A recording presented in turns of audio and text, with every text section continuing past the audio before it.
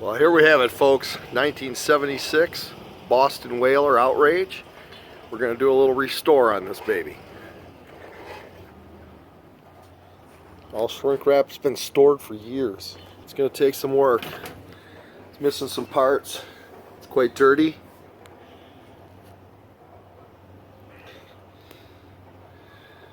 Quite a bit of stuff's been removed. I understand I can get the pieces. We got the plastic off. Here's what she looks like.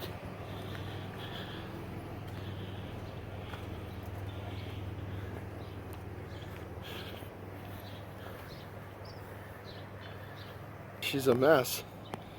She's filthy. But all in all, sweet boat. But we definitely had a raccoon in here. It's just a mess. Feces there on the floor. Yeah, he took dumps up here. He, she, whatever. So it happens when you shrink wrap a boat for several years. Okay, what do we got? Okay, not so bad. There's feces right there, look at that. Yeah, nice.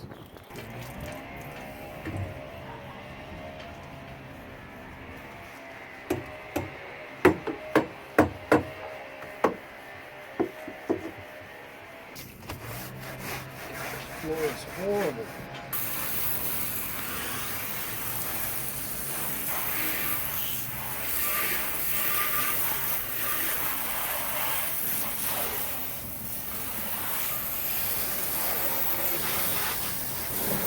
I want to take everything off and wax, you know, like the windshield, everything's coming off, all the Teak's coming off. I'm going to have to just strip it down. Still got to do the bottom. Started doing a little waxing. See the floor? Still has a lot of stains, and we're going to use some soft scrub, that kind of stuff, to get it off. So I did a little bit of waxing last night, just on the side here. This is a 1977, and let's see if we can give you a good shot. So I did this side here. So I don't know if you can see the difference, how it's shiny. It comes out to about here, and then it's dull. I don't know if that's a good shot for you. I can't see in the sunlight in my phone. But in any case, this hull came out really well, given the circumstances, being such an old boat, sitting under the shrink wrap for all this time.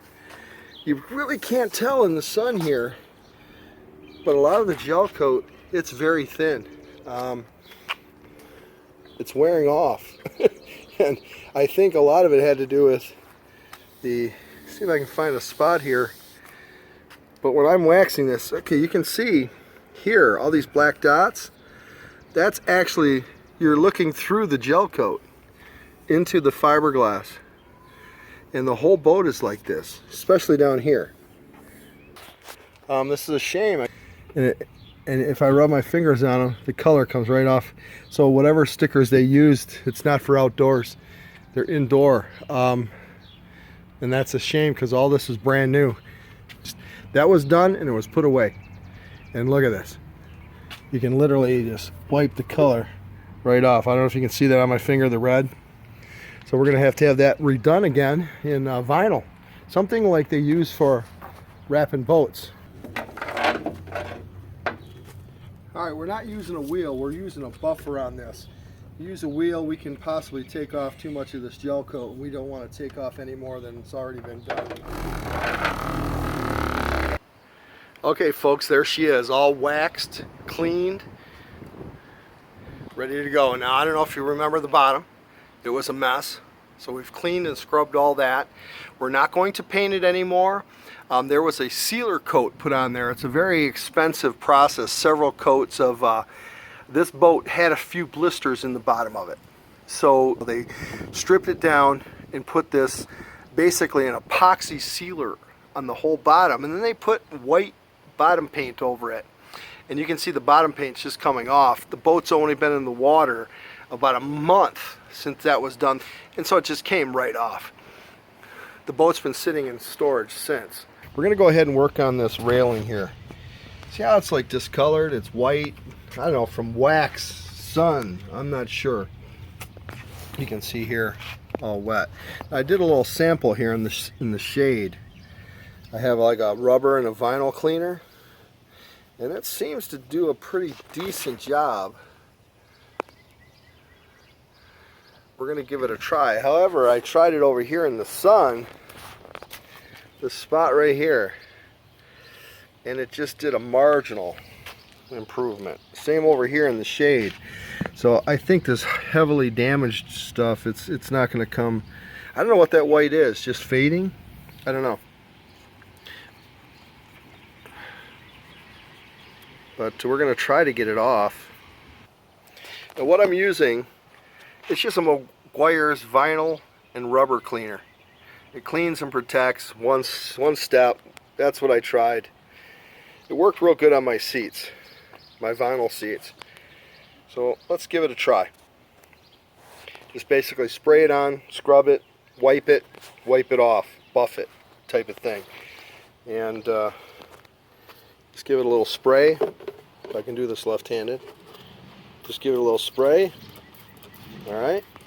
And you can take a cloth, sponge, scrubber, something like that. So let's go ahead and get a dry cloth. Kind of just buff it a little bit. Look at that. Black.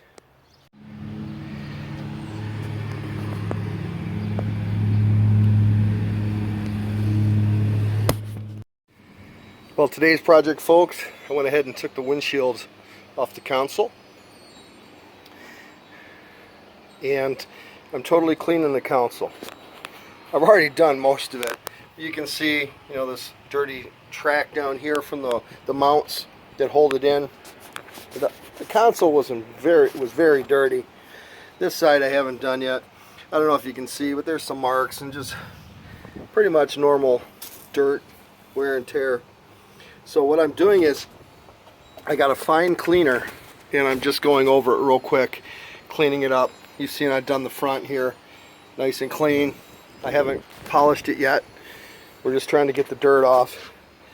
And you know, you can see stuff like this. I haven't done that yet.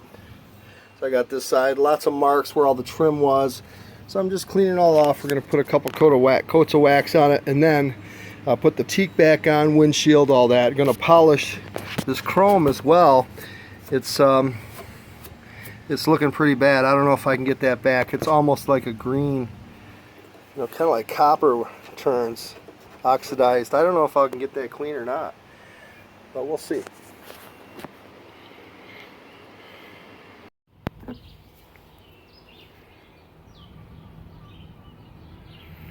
Hey everybody, working on some chrome here, little pieces.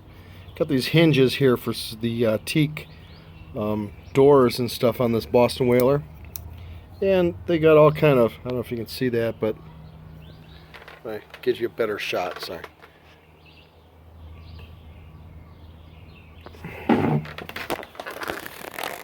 Hey everyone.